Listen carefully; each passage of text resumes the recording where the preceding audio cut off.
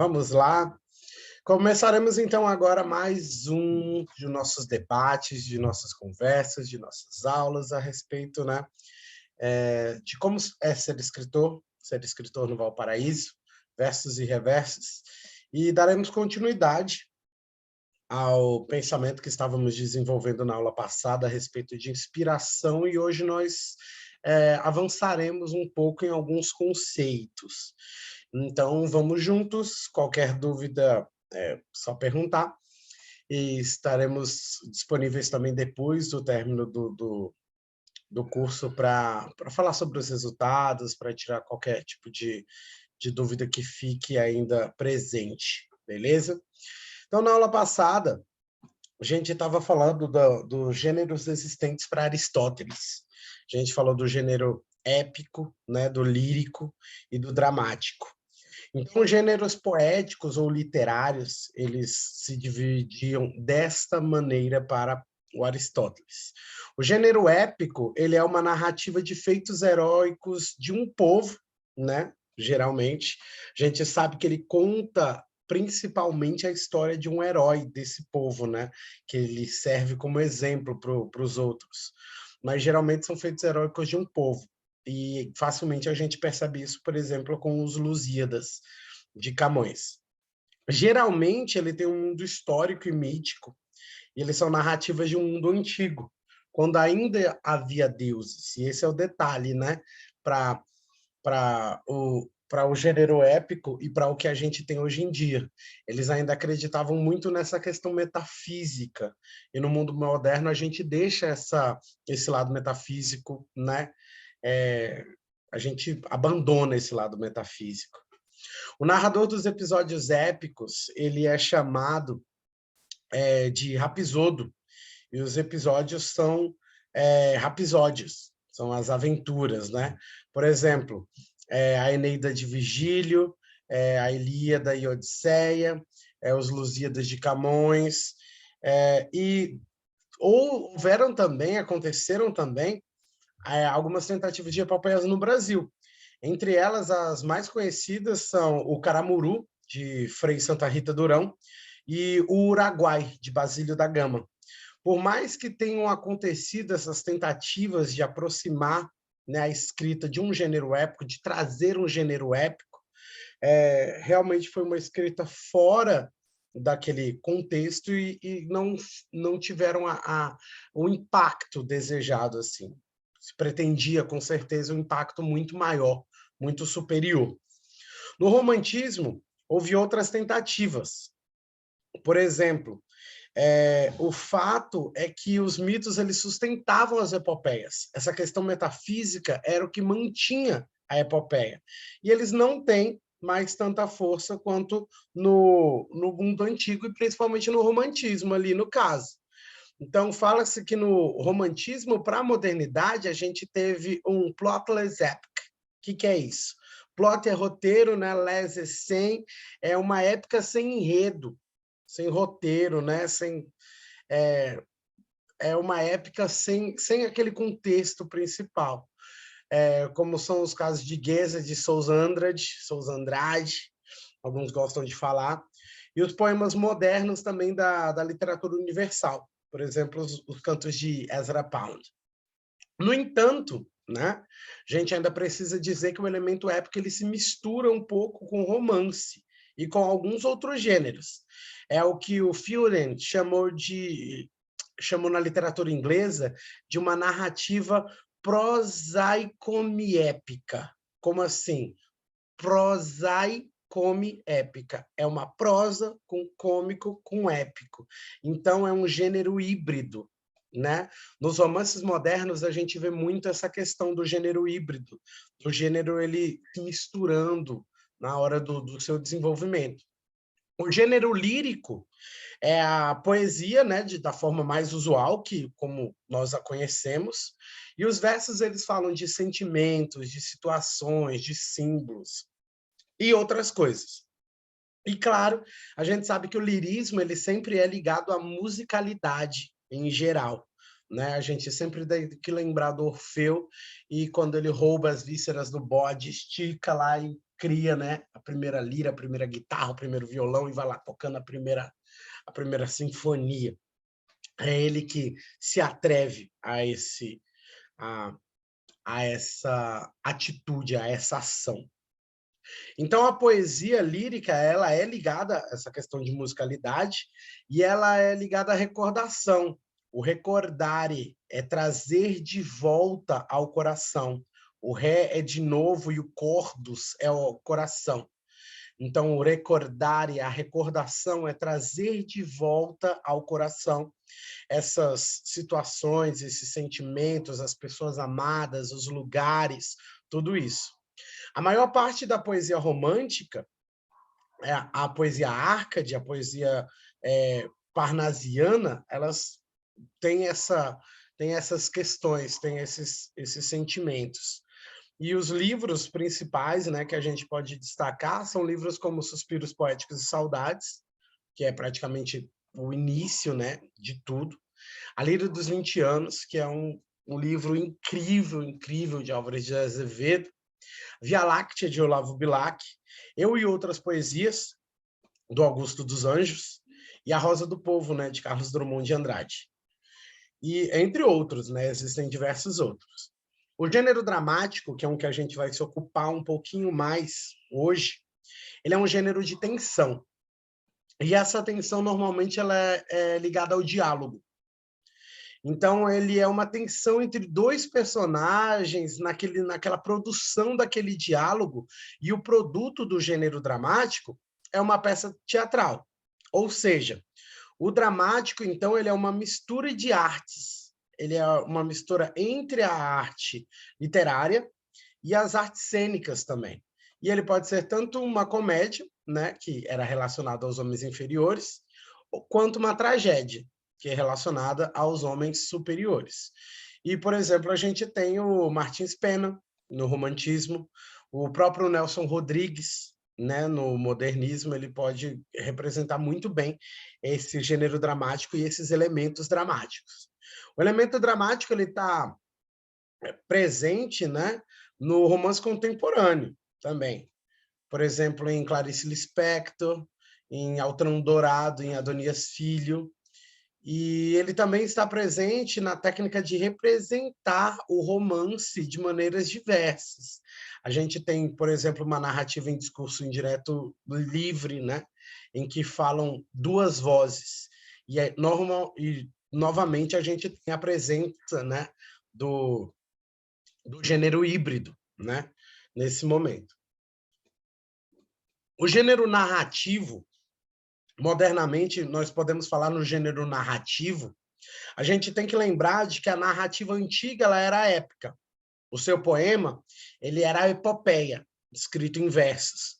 E a narrativa moderna ela é em prosa, ela destrona a centralidade do verso no mundo clássico, no mundo medieval, e ela também questiona os seus valores absolutos. Não é à toa, né? Existe um motivo claro para isso, para a prosa estar ligada ao mundo do romance, né? Do dialógico. O Jorge Lucar ele falava que o romance ele é a épica ou a narrativa de um mundo sem deuses, um mundo moderno. E aí, né, a gente volta para a discussão que nós iniciamos na aula passada, dessa questão da diferenciação do moderno para o clássico. Então, o gênero narrativo moderno ele inclui o romance, o conto, a crônica também, né? E o livro que inaugura a importância da prosa do mundo moderno é o engenhoso fidalgo Dom Quixote de la Mancha, de 1605, do grande Miguel de Cervantes Saavedra. Quando a gente chega no Dom Quixote, a gente percebe uma presença muito grande do homem comum.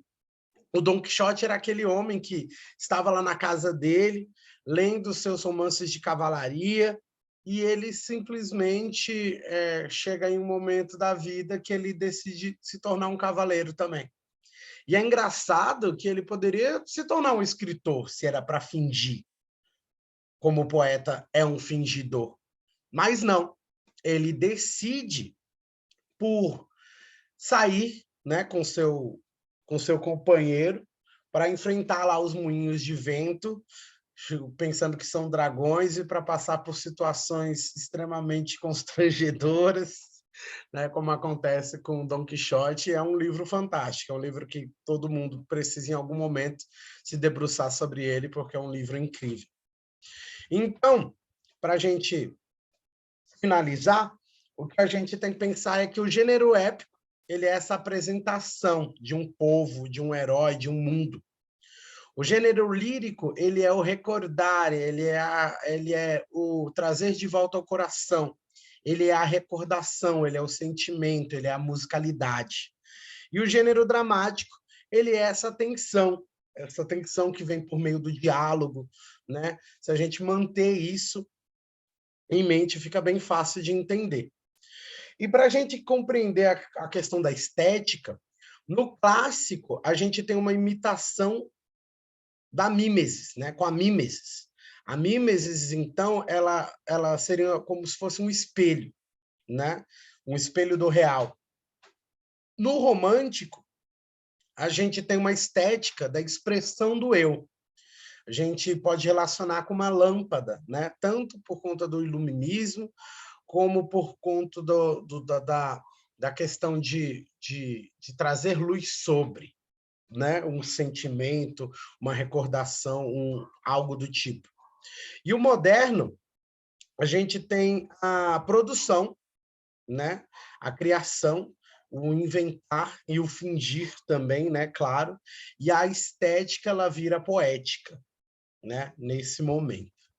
Então, é isso. Vamos dar continuidade aqui. A leitura sugerida na aula passada. Aqui vai ser uma discussão que nós teremos depois. E agora a gente entra propriamente na busca da criatividade. A aula de hoje é justamente para a gente continuar fazendo essa correlação entre a tradição literária e também o talento individual, mostrar possibilidades e diferenças. O primeiro questionamento que a gente pode fazer na aula de hoje é: ainda existe criatividade? Ainda se cria algo do nada ou tudo se copia mesmo, né? Na natureza nada se cria, nada se forma, tudo se transforma. Então, a gente primeiro tem que pensar nessa questão de tudo que a gente precisa para uma obra literária. Qual seria o tema abordado, qual seria a ideia, qual seria o enredo, quais seriam meus personagens, como se daria a construção dos personagens. Não tem nada pior do que você ler um livro que o personagem é óbvio. Você sabe exatamente todas as atitudes que ele terá. A gente gosta de personagens humanos, que acertam, que erram e que morrem também. Quando você pega um livro que passa guerras e sofrimentos e tal, e ninguém morre, você fica questionando a verossimilhança. Como é que tudo aconteceu, como passou-se por conflitos tão grandes e nada se desenrolou. Não faz o menor sentido. Também outra coisa para a gente ter atenção são os narradores e os objetos. Então, a gente tem por objetivo, quando monta uma obra literária, né, em pensar em caminhos para o desenvolvimento da criatividade e da produção literária, de modo livre, de modo autônomo. Então, a gente tem que pensar nos tipos de enredo que são interessantes, nos tipos de personagens, e nesse momento de personagens é muito interessante a gente destacar a existência de personagens não confiáveis. Um primeiro exemplo de personagem não confiável que a gente pode dar, o que é isso? O que é um personagem não confiável? É, por exemplo, o Ishmael, do Moby Dick. No Moby Dick, do Melville, ou Melville, como alguns gostam de chamar também, ele começa o livro, o primeiro trecho do livro é o Call Me Ishmael. Me chame, né, de Ishmael. Ele fala que esse é o nome dele. Mas ele fala de um jeito diferente. Ele já é questionado sobre a sua confiabilidade na sua primeira frase. Porque ele não fala, meu nome é, ele não fala, eu sou tal pessoa, ele fala, me chame desse jeito, call me Ishmael. E o pessoal fica, beleza, eu vou te chamar disso porque esse é você, porque é o seu nome, ou é só para eu te chamar dessa maneira? Entende? Então, ele é um livro fantástico também. É um livro que mistura bastante essa questão da fantasia com o real e é incrível. E depois a gente vai comentar um pouquinho mais dele. Outro autor não confiável, autor assim, o personagem não confiável, foi criado pelo próprio Machado de Assis, que é o Dom Casmurro. O Dom Casmurro, a gente percebe na narrativa do Bentinho uma série de incongruências, uma série de falhas, uma série de problemas. E a gente percebe que realmente ele é um narrador que a gente não pode confiar. Não dá para a gente pensar que realmente tudo é da maneira como ele narra, porque ele narra tudo de maneira unilateral. E ele é extremamente problemático. Você tem que realmente terminar o livro e ficar, cara, como assim? Do que você está falando? E questioná-lo a todo momento. Quando se inicia aquela discussão, Capitu traiu o Bentinho ou não traiu o Bentinho?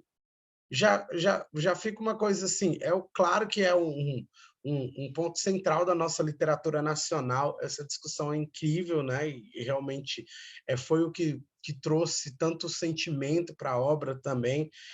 A gente adora fofoca, né?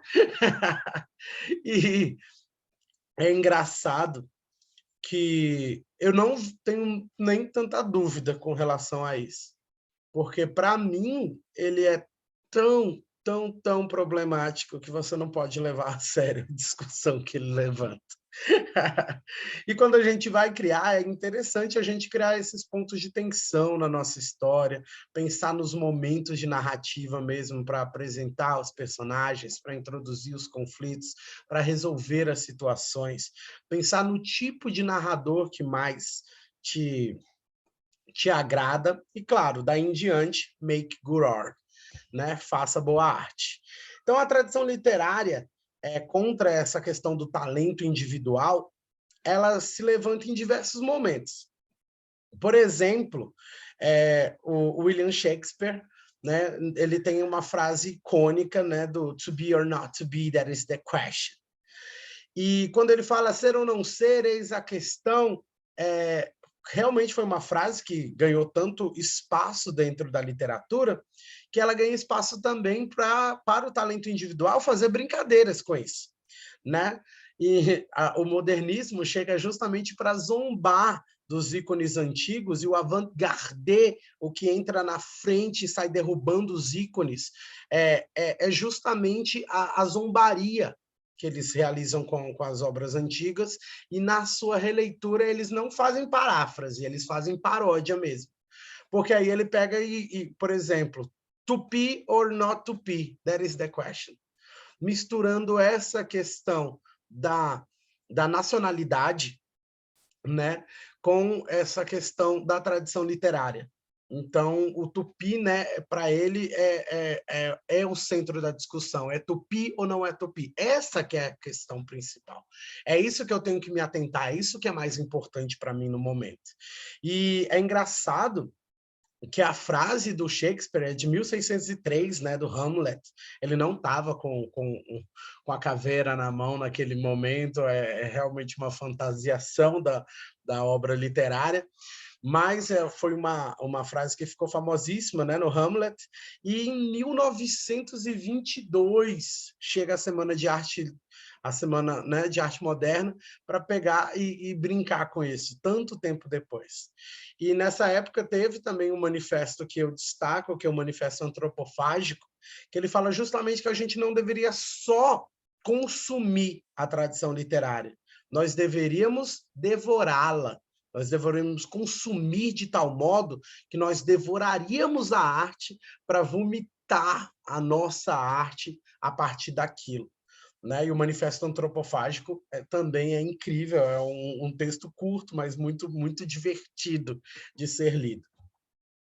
Então, eu quero comentar um pouquinho sobre o William Shakespeare, justamente porque ele é considerado o centro do cânone ocidental, né?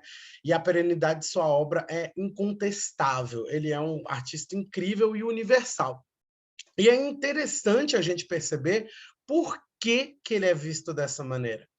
William Shakespeare, na sua obra, ele fala muito de sentimentos humanos, e o sentimento humano, ele acontece em qualquer lugar do mundo.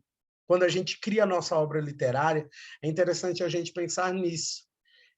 Quanto mais pessoas se identificarem com aquele sentimento, mais gente vai entendê-lo, mais gente vai, na dor lida, sentir bem. Não as duas que você teve, mas só aquelas que você não tem, como diria o nosso grande Fernando Pessoa.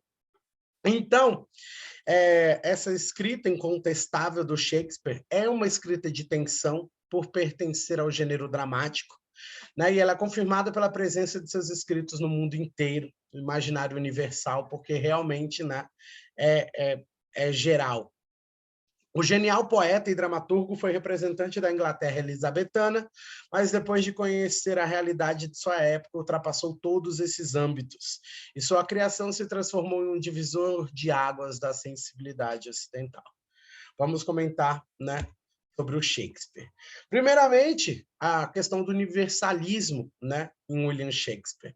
Ele não é um representante só da Inglaterra. Ele realmente é um representante do sentimento humano universal.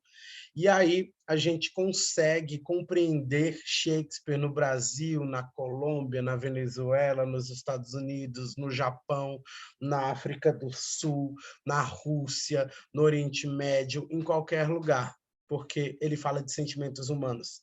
E o sentimento humano realmente é entendido por nós. O crítico George Steiner chega a dizer que os seus poderes de criação chegam a rivalizar com os da natureza. A densidade e a riqueza imaginativa de sua obra podem explicar por que as gerações descobrem a sua obra e voltam sempre a reafirmar suas imensas qualidades. Geração após geração, o Shakespeare é amado, né, em diversos momentos históricos. Ele não é um artista como Monteiro Lobato, né, chegando a ser demonizado hoje em dia por percebermos a questão do racismo estrutural dentro de sua obra. Sem ter sido filósofo, o Shakespeare, ele escrevia sobre os problemas fundamentais e aspectos eternos do ser humano. Sua obra é a versão mais precisa do Renascimento na Inglaterra, mostrando toda a tensão da época. Mostra diversas visões de mundo, muitas vezes excludentes, o que torna sua obra ainda mais impessoal. Essa questão do impessoal, ela pode levantar algumas discussões interessantes e importantes também. Por quê? Às vezes a gente quer falar de uma coisa na nossa obra literária que realmente parece ser mais pessoal, mais individual. Isso é válido também, até certo ponto. Por quê? Porque quando você coloca a sua percepção individual a respeito de algo, você também coloca ali na balança um sentimento que pode até não ser compreendido por todos, mas que com certeza deve ter gente que sente parecido. E quando a gente coloca algo realmente mais universal, um sentimento mais abrangente, mais geral, é realmente um sentimento que tem mais chance de pescar uma maioria, mas às vezes de ser repetitivo. A gente tem que tomar cuidado, porque no processo de antropofagia, no processo de absorção dessa tradição literária, eu também não posso ser, né, óbvio, piegas, repetitivo. Isso é interessante a gente discutir. O bardo, como era chamado Shakespeare também, explorou todas as capacidades das situações dramáticas, né? Essa tensão do diálogo foi explorada ao máximo, e inclui no imaginário ocidental personagens inconfundíveis e extremamente reais, né? Como é o caso de Hamlet, o Rei Lear, Otelo, Macbeth, e Romeu e Julieta, o mais claro de todos aí, claro, o mais famoso. Seus versos e prosa não têm uso indiscriminado e se demonstram importantes para demonstrar situações, mostrar metáforas, encerrar cenas, deixar pensamentos subliminares ou para deixar as cenas mais líricas ou idílicas. Utilizou-se das canções e de diversos outros recursos sonoros. É interessante a gente perceber que o teatro shakespeariano, ele é algo que, além de utilizar, né, dessa mistura de artes cênicas e artes literárias, ele também se utilizava da música, ele conquistava o povo. também. Ele não queria fazer um teatro só para a nobreza entender. Era um teatro que o povo conseguia entender, porque o povo sofria, porque o povo é universal. Sua capacidade verbal serviu praticamente para moldar o que chamamos hoje de inglês moderno, e é comum ouvir que a vida de suas peças se encontra no manancial de sua linguagem, repleta de lirismo, ironia, jogos de palavras, ambiguidades sintáticas, além do léxico exato para criar determinado tom, né? Quando a gente fala em idílico, o idílico ele se refere a idílio, de caráter idílio, pastoril, bucólico, puro, né? Num sentido figurado, né? O idílico é algo que é maravilhoso, que é ideal. Por exemplo, uma descrição idílica, uma descrição maravilhosa, ideal, aquela perfeição, né? É sempre algo muito suave, terno, utópico, até certo ponto fantasioso também, né? Mas é interessante a gente perceber essa presença. E sobre a participação do Shakespeare na criação até não é nem criação, no molde do inglês moderno, estima-se que o léxico de Shakespeare ele chega a 21.000 termos, e muitos deles foram criados. Possivelmente eram termos utilizados pelo povo da época, mas foram criados dentro da obra, só para a gente compreender a grandeza, né, da obra shakespeariana. A plateia de Shakespeare era algo também interessante. Como eu já falei, existia também a presença do povo, e o povo se sentia atraído por aquilo. As peças eram assistidas por gente de várias classes sociais, mas sua linguagem existia uma instrução ao menos razoável. Por mais que suas peças exigissem certa paciência e boa memória para acompanhar os diálogos, além do conhecimento e do contexto cultural da época, eram abordados temas universais e eternos que não dependiam dessas sabedorias. Importante lembrar que a plateia tinha os conhecimentos daquela época, claro, como a saúde humana, dependendo do temperamento, né? Existiam os 4 humores, o sangue, a fleuma, a bilis e a bilis negra. E ele utiliza isso como uma explicação científica dentro da sua obra, porque naquela época eles realmente acreditavam que tudo se dava dessa maneira. No mundo orgânico, geravam o quente, o frio, o úmido, o seco, e no inorgânico, as combinações formavam os 4 elementos.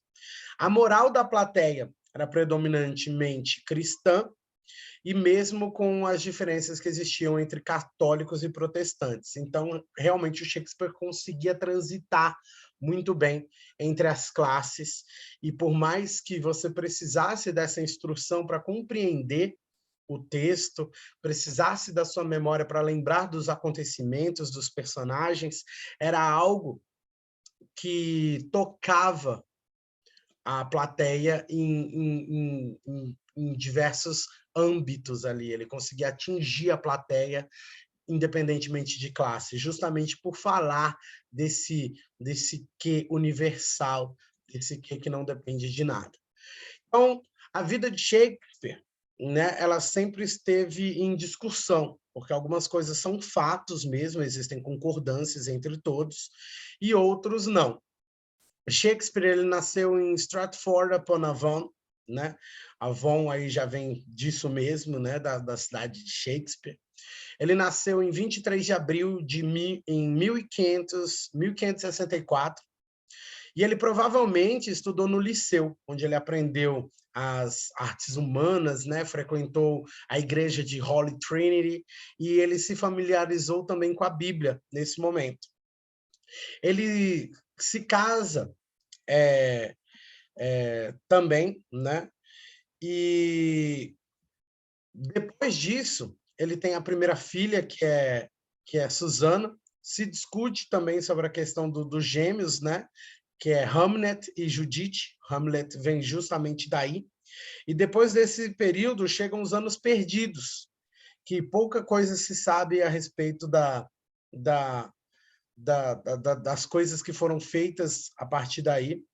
E só depois chegam críticas, né, à sua obra teatral, muitas vezes críticas hostis. Já em Londres, tempos depois, a obra dele já começa a ser mais invejada e mais valorizada. Ele publica Vênus e Adonis e The Rape of Lucrece, o Estupro de Lucrécia, e ele coloca dedicatórias, né, ao Conde de Southampton, a alguns e algumas pessoas, alguns estudiosos, pensam que talvez esse Conde de Southampton, por conta dessas dedicatórias, por conta dessa proximidade, ele seja o adorável rapaz que aparece nos sonetos, né? E muito se discute sobre essa presença, né, também dessa relação talvez amorosa que existisse. E ele foi membro da companhia de Lord Chamberlain's Men, né? E quando Jaime I ascende em 1603, o Shakespeare agora ele é recém-nomeado no King's Men e ele escreve peças para a corte. Ele tem um teatro privado com uma plateia bastante abastada, né, nesse momento. E quando ele vive em Londres, mesmo assim ele continua investindo na sua cidade natal, em Stratford-upon-Avon. Ele prospera, tem uma vida, como a gente pode falar, tranquila, compra uma casa de espetáculos na cidade, um new place, e ele mantém a posse até o momento de sua morte. E Shakespeare acaba sendo enterrado na igreja, né, que ele frequentava quando mais novo, no Holy Trinity. Então, foi uma vida grandiosa, foi uma vida de sucesso, ele alcança ainda o sucesso em vida. O Vênus e Adonis, de 1593, ele é uma peça, né, do período elizabetano, onde os mitos gregos estavam em voga. A gente fala bastante dessa questão da epopeia, né? A gente comentou isso bastante na aula passada também. Ovídio ele chegava às escolas e era amplamente traduzido e imitado. O poema narrativo Vênus e Adonis, ele se liga a esse gosto pela mitologia e pela obra de Ovídio. Então, claro, a gente percebe esse gosto pelo clássico, esse gosto por contar as grandes histórias. Agora, o detalhe é que ele também tem essa presença um pouquinho, né, do cômico, né? Com humor irônico, ele mostra a Vênus apaixonada pelo jovem Adonis, que o impede de caçar e o corteja. Sem sucesso, ela insiste, mas o jovem ainda assim pretende caçar um javali. Quando a manhã chega, ela ouve os cães e procura por Adonis, encontrando-o morto. No final do poema, Vênus lança uma maldição no amor, para que sempre ele termine mal e aqueles que amam conheçam a dor e a aflição. Então, o romantismo, claro, que vai se aproveitar bastante dessa questão do sofrimento, desde, né, dos sofrimentos do jovem Werther, né, lá no Storm and Drunk, no Tempestade em Ímpeto, né, do Goethe.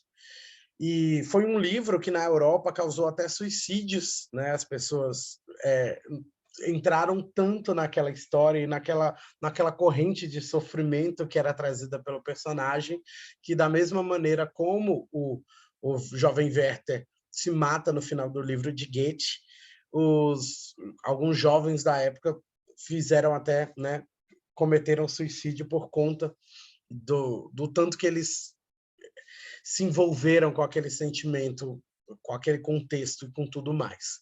Então, é muito interessante essa história do Vênus e Adonis e realmente é uma história facilmente aproveitada em diversos contextos literários. Ou não, na vida também, o sofrimento no amor às vezes é o mais óbvio. In The Rape of Lucrece, no Estupro de Lucrécia, de 1594, esse poema ele se vale da história descrita no Fast, nos Fastos de Ovídio. Ainda existe essa influência bem forte. E com histórias de Roma e de Tito Livio. Em 509 a.C., Sexto Tarquínio, filho de Tarquino, rei de Roma, violou Lucrécia, estuprou Lucrécia, mulher de Colatino, cônsul de Roma. A Lucrécia, então, ela comete suicídio, e isso acarreta uma revolta contra os tarquinos, o banimento da família real e o estabelecimento da República Romana. Shakespeare ele conserva as características comuns da história, mas ele adiciona que o despertar ele adiciona o despertar de impulsos lascivos em Tarquínio, se deu aos elogios que o marido fazia a Lucrécia. E por meio de metáforas, ele enfatiza e universaliza o sentimento da vergonha. É muito interessante que essa história ela lembra também, né, principalmente essa questão dos elogios que o marido fazia a Lucrécia, ele lembra também do elogio da madrasta, né, que é um dos pontos mais felizes, certamente, da obra de Mário Vargas Llosa, que é um livro também incrível, né, que meio que junta ali uma série de narrativas eróticas também. Isso aí também não é para os meninos aí ó, abaixo de 18 anos, cuidado, galera. E é uma obra ágil, direta, sem muito contraponto, mas que destaca essa parte criativa do Vargas Llosa. E também é muito interessante que o livro ele é muito franco, ele é muito sincero, e a história conta com ótimos personagens, e o marido de Lucrécia, o tempo inteiro ele destaca o tanto que ela é uma mulher maravilhosa, o tanto que ela é sensual, o tanto que ele a deseja. E isso, né, com certeza, talvez até a escolha do nome da personagem para Vargas Llosa é inspirado na obra shakespeariana, e novamente a gente tem a questão da tradição literária e do talento individual caminhando juntos. Na questão da poesia, nos sonetos de Shakespeare, publicado em 1609, mas datado provavelmente de 1590, ele fala diretamente a todas as épocas. Mas Shakespeare não autorizou sua publicação, e provavelmente foram publicados os sonetos sem revisão e fora de ordem. Ele desenvolve concepções sem precedentes, mostrando expressões de preocupações particulares do poeta, e muito se discute sobre o seu relacionamento com o jovem, belo, né, que é o adorável rapaz, e com a famosa também Dark Lady. Mas parece ocioso buscar a identidade de personagens reais, talvez o adorável rapaz fosse mesmo o Conde de Southampton, já que os objetivos estéticos da obra da época elisabetana, eles eram mais importantes pela persuasão intelectual e emocional e não pela biografia. Então, realmente, essa questão do poeta ser um fingidor era mais importante. Talvez esses personagens eles não existissem de fato. Distingue-se no tratamento também o amigo e a Dark Lady, já que o primeiro é tratado com carinho, afeição, e a segunda é associada ao sexo promíscuo e ao engano contínuo. E o tempo inteiro, né, ele entra nessa brincadeira do xilais, ela mente, ela engana. A mulher normalmente é sempre mais atacada, né? Convenhamos.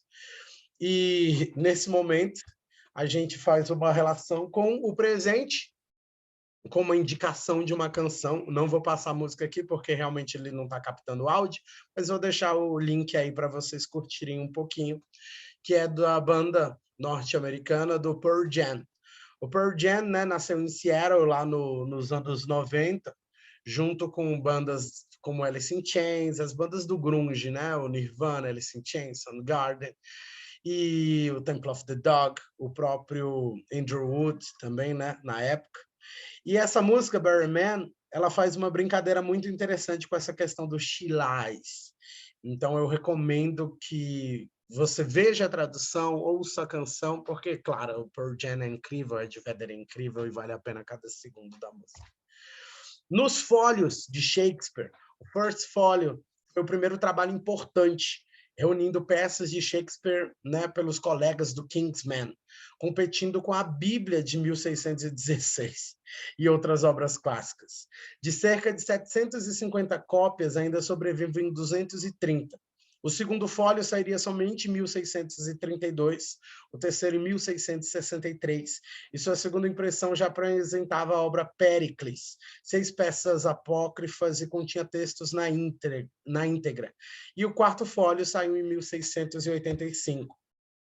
Nisso a gente tem as peças históricas, comédias, tragédias e peças romanescas.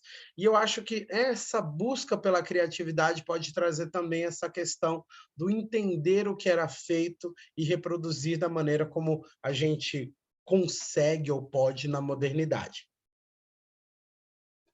Provavelmente, Shakespeare começa a escrever para o palco em 1580, ambiciosa trilogia de Henry IV, parte 1, parte 2, parte 3, e a sequência de Richard III, foram algumas de suas primeiras obras. Henri IV já demonstra domínio do verso retórico, mas não a intensividade, né, de Richard III. Richard II e Henri IV, parte 1, parte 2, Henri V, foram escritos em 1599 e constituem avanço por demonstrar a capacidade que o Shakespeare tinha de transcender o tema aparentemente da peça, além de demonstrar um caráter cíclico de transmissibilidade do mal. Há evidências, nesse momento, é interessante a gente destacar, sobre a morte do seu filho, Hamlet, na época, com seus escritos. Um dos trechos que a gente destaca é: a tristeza enche o quarto da minha criança ausente. Deita em sua cama, caminha comigo para cima e para baixo. Adquire sua bela aparência, repete suas palavras. Lembra-me de todas as suas partes graciosas. Estofa suas roupas vazias com sua forma.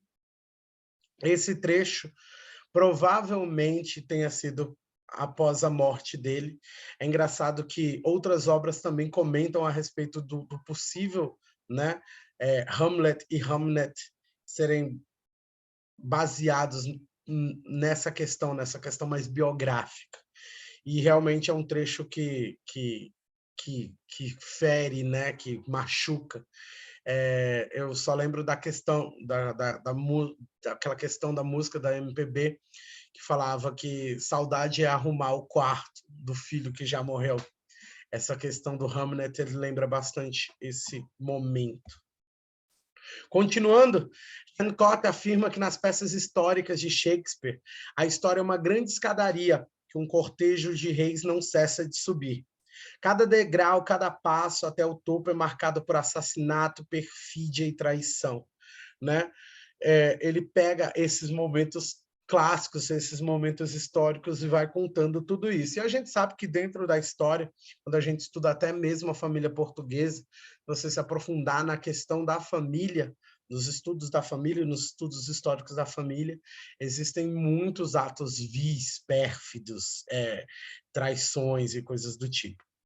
As primeiras comédias mostram o apreço pela moda, como em Love's Labour Lost, Two Gentlemen of Verona e The Comedy of Errors. As inovações chegam com a Midnight Summer Night's Dream, né, o sonho de uma noite de verão, e destaca-se pelo enredo paralelo que ocorre na peça e colocando contrastes nos personagens, o que Shakespeare faria novamente nas comédias Much Ado About Nothing, muito barulho sobre nada, e Twelfth Night As You Like It também. Vamos lá. Um traço interessante é que a comédia ela se envolve à sombra de algum acontecimento trágico, ela não é só comédia. E dá a sugestão do caráter transitório da felicidade humana. Felicidade de pobre dura pouco. Nas últimas comédias, como All's Well That Ends Well, né? Tudo termina bem, quando acaba bem, Measure for Measure, querem negar a natureza de comédias e lançam uma visão cínica sobre o destino e a natureza humana. Então, eles transcendem um pouco essa parte da comédia. A tragédia das personagens é marcante sempre, desde Romeu e Julieta, Romeo and Juliet, Hamlet, Otelo, Macbeth, King Lear, Antony and Cleopatra, Coriolanus, e com exceção em Júlio César, que morre antes da peça acabar, né, e o herói é bruto. Normalmente, todas as tragédias, o personagem passa por sofrimentos, ele é o personagem principal e é esse o centro, né? O centro é a tragédia, né? E as 4 últimas peças, Péricles, Cimbalino, o Conto de Inverno e A Tempestade, são consideradas romanescas. A Tempestade é incrível. Possuem caráter inverossímil e se penetra no mundo do conto de fadas, né? Ele com certeza mostra um mundo mais sofisticado, com esse enredo acontecendo em vários lugares e por períodos muito longos de tempo. Então, essa é uma característica interessante. E agora, para, né, deixar de falar tanto e a gente já começar a comentar sobre as obras mesmo, sobre falar o que tem de legal que a gente pode absorver de cada um, em Macbeth, ela é considerada a obra mais obscura de Shakespeare e ela também é a mais curta. Ela foi inspirada na história real do rei Macbeth da Escócia. E ela constitui-se em um intrigado jogo, né? Um intricado jogo de intrigas e a traição pelo poder. Novamente, assassinato, traição, perfídia, como algo universal, como algo que faz parte do ser humano. O general Macbeth toma o trono escocês após ser convencido por sua própria esposa a tramar contra o rei, a traí-lo. No entanto, ele passa a ser perturbado por profecias e pelo fantasma de Banquo, um general também assassinado a bando do novo rei. Macbeth tem um trecho interessante na quinta parte que diz o seguinte: o amanhã, outro amanhã, dia a dia se esconde mansinho até que chegue ao fim a última sílaba do livro da memória. Nossos ontens para os tolos a estrada deixam claro, de empoeirada morte. Fora, apaga-te, candeia transitória. A vida é apenas uma sombra ambulante, um pobre cômico que se empavona e agita por uma hora, no palco, sem que sejam após ouvido. É uma história contada por idiotas, cheia de fúria e muita barulheira, que nada significa.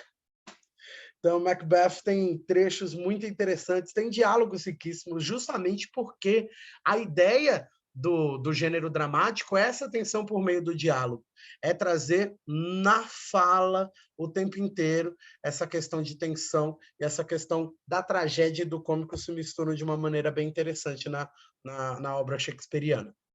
Em Otelo é um general mouro do exército veneziano que casa-se em segredo com a jovem branca Desdémona. Ao promover o soldado Cássio ao cargo de tenente, preterindo Iago, né, seu mais antigo soldado, o general faz despontar neste uma inveja devastadora, capaz de destruir firmes relações de amizade e de amor. Os temas abordados, racismo, ciúme, traição, fizeram da tragédia uma inspiração para diversos filmes, óperas e adaptações literárias. O filme, né, de Otelo é incrível, e a gente fica pensando, né, por que o Iago toma as atitudes que toma durante a obra, e realmente ele é um personagem humano. Ele é um personagem que tem aquela questão do amor, do carinho, mas que ao ser preterido, ele deixa tudo e a gente vê o tanto que o amor caminha com o ódio, lado a lado, muito próximos. E um trecho interessante que eu destaquei foi: se a escrava tivesse 10.000 vidas, uma só será pouco, muito pouco para a minha vingança. Agora vejo que tudo era verdade. Então a gente vê a dimensão do ódio aí, né? Uma só é muito pouco para vingança. Queria eu 10.000 vidas para me vingar 10.000 vezes. Tanto que o ódio é gigantesco. Em Antônio e Cleópatra, essa tragédia é baseada em intrigas políticas e no relacionamento amoroso de dois célebres personagens históricos, o imperador romano Marco Antônio e a rainha egípcia Cleópatra. Após receber notícias sobre os conflitos em Roma e a morte de sua esposa Fúvia, Marco Antônio parte de Alexandria, onde mantinha um romance com Cleópatra. Refém de um jogo de interesses, ele descobre que desposara Otávia, irmã de Otávio Augusto. Cleópatra não aceita a notícia e simula a própria morte como forma de trazer de volta seu amante. Desolado, o imperador se suicida. Essa é a razão para o trágico fim da rainha egípcia, que se mata com a mordida de uma víbora, né, de uma cobra. É muito legal, porque ele brinca com as relações reais e ele também traz a tragédia, essa tragédia muito parecida com o próprio Romeu e Julieta, né, posterior. Caro esposo, eis-me aqui. Minha coragem irá provar que faço jus ao título. Sou ar e fogo. Os outros elementos cedo a vida inferior. Em Hamlet, ainda atormentado pela morte do pai, o príncipe Hamlet se vê em um dilema após a exigência da vingança feita pelo fantasma de seu pai morto. Ele descobre que os traidores foram seu tio Cláudio, irmão do rei, e sua própria mãe, a rainha Gertrudes. Mas como passar da consciência à ação? Antes de executar sua vingança, o príncipe deverá lidar com a angústia imposta por um destino impiedoso. Hamlet é uma obra incrível, né? Não tem nem muito o que falar. Ser ou não ser, be or not to be, that is the question, eis a questão. Que é mais nobre para a alma, suportar os dardos e arremessos do fado sempre adverso, ou armar-se contra um mar de desaventuras e dar-lhes fim tentando resistir-lhes. E Henrique IV, parte 2, é a terceira parte da tetralogia escrita por Shakespeare, precedida por Ricardo II e Henrique IV, parte 1, e sucedida por Henrique V. Após tomar o trono inglês do rei Ricardo II, lidar com intrigas políticas e rebeliões, Henrique IV tem outros desafios pela frente. Seu filho, o príncipe Hall, continua frequentando tavernas obscuras com amigos questionáveis e não parece apto a assumir o trono. Além disso, o rei confrontado por uma milícia organizada, ele será confrontado por uma milícia organizada pelo ambicioso Sir John Falstaff. Tem um trecho interessante que eu destaquei justamente do Falstaff. O jovem de temperamento muito sisudo jamais dão coisa que preste. A sobriedade no beber e o excesso de peixe na comida, de tal jeito lhe esfria o sangue, que cai numa espécie de anemia masculina, só gerando filhas após casados. A honra não passa de um escudo na porta de um defunto. Que é a honra? Uma palavra. Que há nessa palavra, honra? Vento, apenas. A honra, né? Não é nada. Vento apenas. E o que eu acho interessante é esse preconceito, né, na anemia masculina, que só gerando filho, que só gera filhas num casamento, não gera filhos, né? É a velha discussão da fraquejada, né? Vamos lá. E Noite de Reis. A Noite de Reis ela é tradicionalmente celebrada no dia de 6 de janeiro, e nos tempos elisabetanos era motivo para se divertir. Por isso, nessa comédia, o emburrado Malvolio ele é vítima de uma brincadeira que terá consequências sérias. Paralelamente, se forma um triângulo amoroso entre a náufraga Viola, disfarçada de homem, e o duque Orsino e a Lady Olivia. A trama trata de forma cômica das questões dos amores não correspondidos e das identidades falseadas. Mas, claro, ele é muito, muito atual. Né? E nessa questão da troca de sexo aí, enquanto homem, estou desesperado pelo amor do meu mestre. Enquanto mulher, ai de mim, que suspiros inúteis fará a pobre Olivia. Ó tempo, desenredará isso? Eu não. É um nó difícil demais para eu desenredar. E dentro de Shakespeare, a gente observa também a influência dele em toda a questão literária universal. E a gente começa a debater também outras maneiras de se fazer literatura, outras maneiras possíveis de se fazer literatura. E, novamente, eu vou voltar, né, no Make Good Art, no Faça Boa Arte, e vou voltar no Gaiman, no Neil Gaiman. Em Sonho de uma Noite de Verão, em uma espécie de edição de uma história em quadrinhos, ele promove o encontro entre Morpheus, entre o deus do sonho, e também entre o próprio Shakespeare. Os dois se encontram, e nesse momento ele até encomenda algumas obras para o Shakespeare e tudo mais, e a história é incrível, ela foi tão prestigiada que ela recebeu um World Fantasy Award na categoria de ficção curta, e ela causou uma grande confusão, porque até aquele momento, nunca uma história em quadrinhos tinha ganhado um World Fantasy Award. Nenhum tinha ganhado um prêmio tão grandioso. E as HQs nunca foram sequer indicadas ao prêmio. Essa foi a primeira e a única a alcançar tal façanha, e depois disso foi proibido que as HQs concorressem dentro do World Fantasy Award, justamente para que isso não acontecesse de novo. Então, o Neil Gaiman vai ostentar para sempre aí, provavelmente, isso. E eu recomendo a leitura do Sonho de uma Noite de Verão, é fácil encontrá-lo na internet, e ele é uma obra incrível. A obra do Neil Gaiman em quadrinhos, tanto Sandman, a gente sabe que teremos uma adaptação em breve pela Netflix, mas ele é uma obra grandiosa demais para ficar só no cinematográfico. A gente tem que ler também o quadrinho, porque ele é incrível. E também falando de quadrinho, eu quero recomendar outra história, outra maneira de se fazer literatura, que é Maus, a história de um sobrevivente, do Art Spiegelman.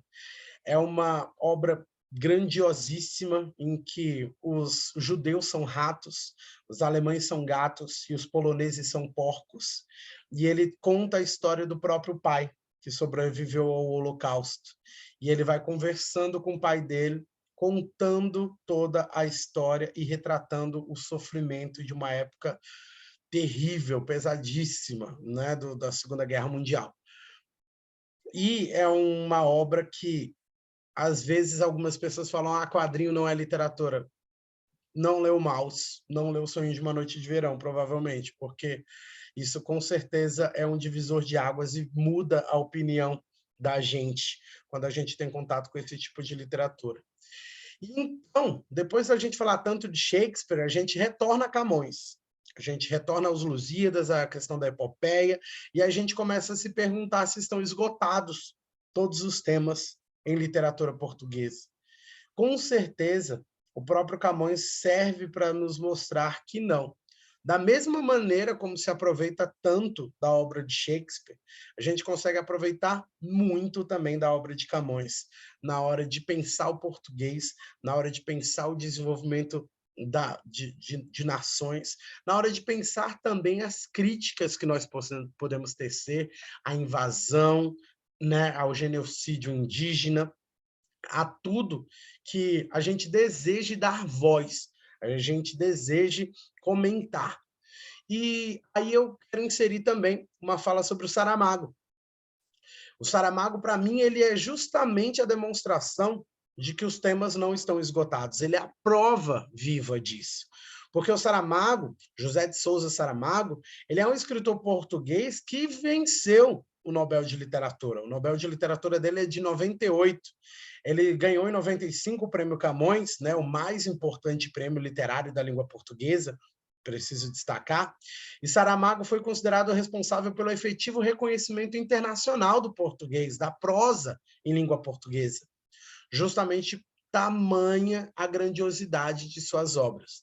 Eu destaco principalmente o Ensaio sobre a Cegueira, que tem o filme, é uma obra de fácil acesso, mas ele tem diversas outras obras muito interessantes. Eu gosto muito de Intermitências da Morte. Intermitências da Morte é uma obra na qual Saramago ele coloca a morte cansada de trabalhar. Da mesma forma como o Gaiman fala dos 7 perpétuos, do The Endless, que são os 7 irmãos, o sonho, a morte, a destruição, o desejo, o delírio, né, a desespero e o destino, ele pega e personaliza a morte. E é muito engraçado que a morte ela deixa uma carta de despedida, falando que está cansada de trabalhar, e a morte escreve exatamente igual Saramago. Saramago, às vezes, ele tira algumas pontuações, ele usa as pontuações de maneira diferente, não usa travessões para iniciar suas falas, acaba confundindo alguns leitores por conta dessa escrita dinâmica que ele propõe, e a morte deixa uma carta com todas essas características de escrita. E o pessoal pega a carta e fala: olha que caos, ela escreve desse jeito, justamente para trazer um humor com relação à própria escrita dele durante todo o livro. E quando a morte se aposenta, cansa dos seus trabalhos, o que acontece é que ninguém morre e o mundo vira um caos. Por quê? Imagina que acontece um acidente gravíssimo ali, a pessoa perde um braço, uma perna, está lá todos sofrendo e não morre. E fica lá sofrendo. E a morte, nesse momento, poderia ser um alívio e ela não aparece. e a pessoa tenta se matar e não consegue, e vira aquela bagunça, né? Aquele momento tenso, né, na existência. Então, Saramago, ele é a prova real de que a gente ainda tem muito, muito a produzir. E eu quero dar um exemplo justamente também com formas de se aproveitar as coisas.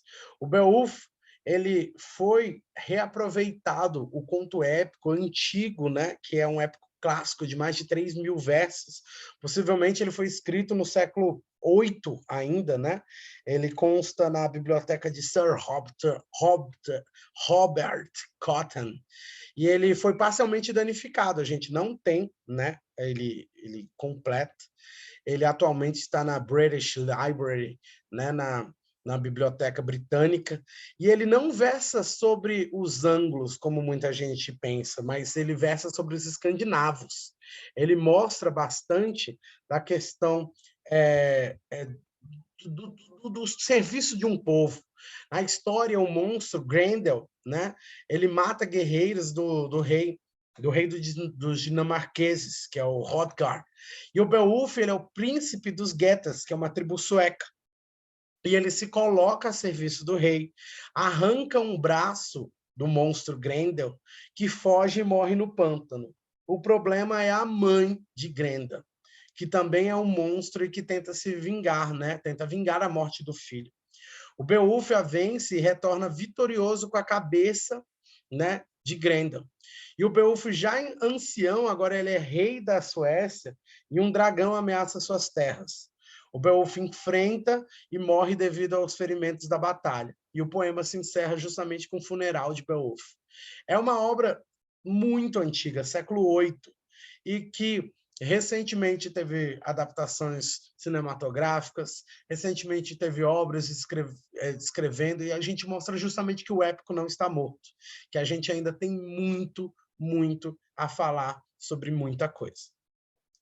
A leitura recomendada que nós deixaremos na nossa aula de hoje para finalizar é o texto Vozes de Capitu, de Dri a nossa presidente da Academia Valparaísense de Letras, e é um livro que eu quero justamente comentar sobre a questão moderna dentro desse livro.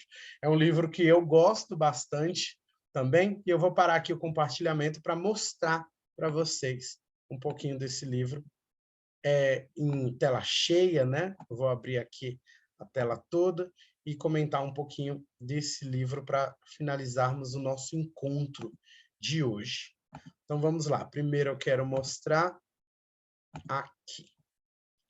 Vozes de Capitu. Vozes de Capitu de Dri, o que eu quero destacar é justamente os elementos modernos que a gente tem nessa escrita. É um livro com uma letra já pensada justamente para te levar para aquilo.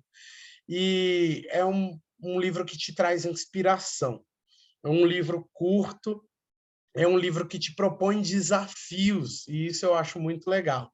Durante todo o livro, ele faz brincadeiras, ele traz de volta os personagens de Dom Casmurro de uma maneira muito, muito moderna. Então, eu proponho a leitura aí para a gente discutir um pouquinho desse livro e poder conversar um pouquinho sobre ele. Eu tenho certeza que vocês vão se apaixonar, ok? Então, galera, é isso que eu queria conversar com vocês hoje. Deixo agora aberto esse momento para qualquer comentário. Cris, Solange, querem comentar ao vivo alguma coisa aí com a gente? A aula está sendo gravada e depois ela vai ficar, né, constando no YouTube, aí para os acessos dos nossos inscritos. Querem comentar algo? A gente pode finalizar? Vou beber uma água enquanto isso. Então, galera, próxima aula, continuaremos debatendo alguns assuntos relativos ao que a gente deu em introdução hoje e finalizaremos outros. Muito obrigado pela presença de todos e nos vemos em breve. Muito obrigado pela atenção. Tchau, tchau.